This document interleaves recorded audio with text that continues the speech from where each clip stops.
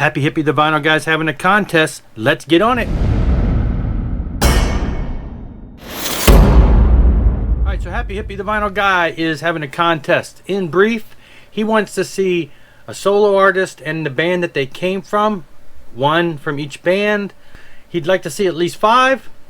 10 if you get 10, you get 2 entries. 15 if you get 3, you get 3 entries. I'm shooting for 15. I probably have more than 15. I'm going to blow through them real fast, just in case any of them get disqualified. I should have enough left to have the 15.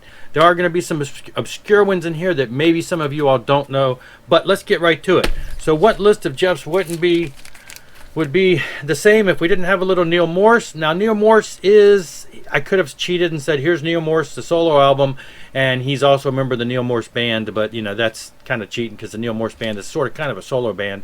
But before there was Neil Morse, the solo artist, there was Neil, the singer, keyboard player for Spock's Beard. All right, everybody knows a little Dee Snider. This is one of his more recent solo albums. There's one newer than this. I went ahead and grabbed this one because it's a little less shown, I think. And of course, we know Dee Snider is from Twisted Sister, 70s and 80s hard rockin' band. So yes, Dee Snider, Twisted Sister. Now, he got tired of being labeled what he was, so he wanted to go solo and become a rock star. We have David Cassidy, of course. Jeff's going to pull in something Partridge Family related, because then you can show David Cassidy as part of the Partridge Family. So there you go. A little solo work from David Cassidy. Billy Squire was a big hit in the 80s, early 80s and on. And of course, if you've really followed where he came from, before he was Billy Squire, the solo album, he was part of Piper. So, you know, not a whole lot of style change there, but he definitely made it big with the Billy Squire solo material. All right, in the early 80s, there was a little band called Archangel, kind of a psych rock, borderline hard rocking at times, early medieval sounding psych rock. And a year or so later, singer and instrumentalist Kemper Crab did a solo album and has done a handful of other ones and band projects since that time. Everybody knows Space Ace Frehley. Could have shown any of one of his albums, but here you go, one of his solo albums that recently came out, Record Store Day.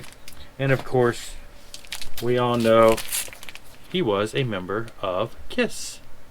The golden melodic voice of Rob Rock can be heard on many a release, many bands he's participated in, many projects he has had his vocal styles lended to, but he is most well known as being one of the more long-time vocalists for Impellitteri, led by guitar player Chris Impellitteri. This is their most recent album, and like I say, Rob has lots of other projects going on, but this is really what he's mainly known for, and this is some great shredding metal for that melodic voice of his.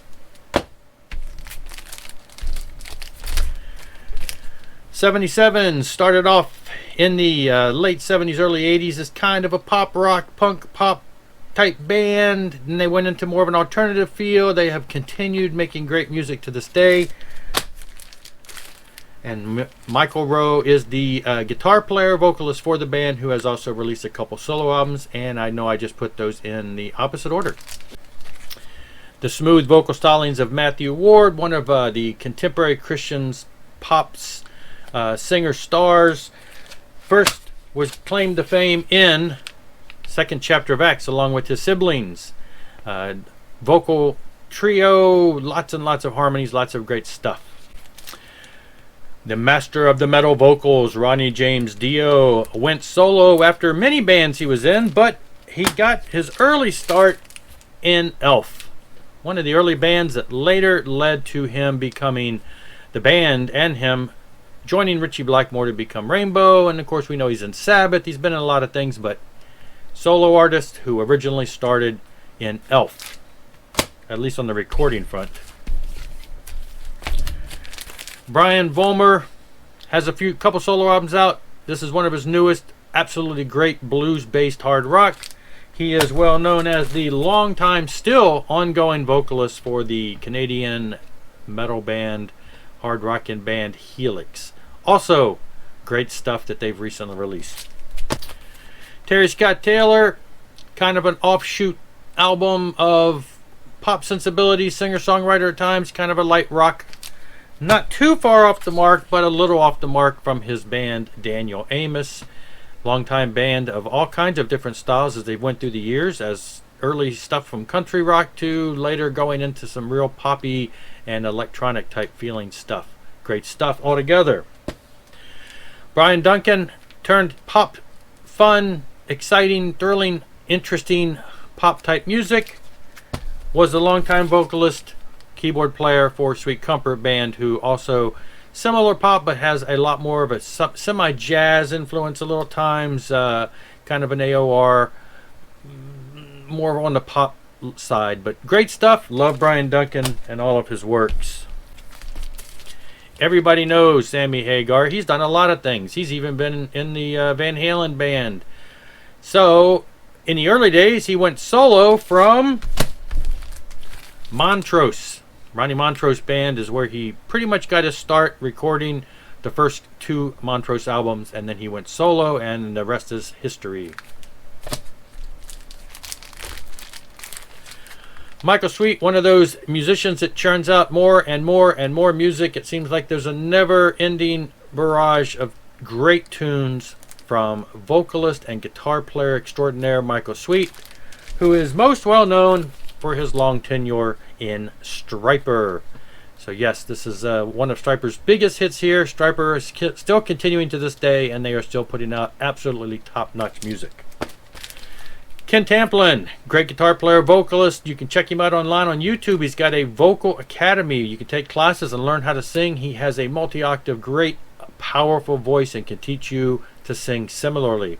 Before he went solo, he was a member of the band Shout. They released a few albums, and then he went solo, and there's been quite a few Tamplin and Ken Tamplin band albums from there. Here's one you probably do not know. Ulf Christensen, Swedish band, singer, guitar player. This is his solo album released in the early 80s. He was known, of course, as the long-time vocalist, guitar player for the band Jerusalem. Great hard rockin' outfit from the 70s onward. They still occasionally have stuff that you hear pop up from them. But anyway, love to hear a new album from Jerusalem. They've been inactive for a little while, but great stuff. Another band from that Swedish neck of the woods, Bjorn Stixen. Now this is an album, this is the original reissue, but the original issue of this is a solo album where he got together with some friends, and they called it Bjorn Stixen and Together with Friends, and recorded a album of various styles. This album just got reissued, remastered on vinyl and CD. The new vinyl reissue is in transit to me in the mail. Should have it by the end of the weekend, or probably first part of the week. Anyway, Bjorn Stixen, guitar player and somewhat vocalist at times for the band Leviticus, who have quite a few great albums, and also on the rumblings on the underground that one of their early albums with the Swedish vocals, not the American version, may be coming to a reissue near you. Anyway, that's it for now. Didn't want to go any longer than that. There's my entry. Check out his channel, link below. See you later. Rock on, rock hard.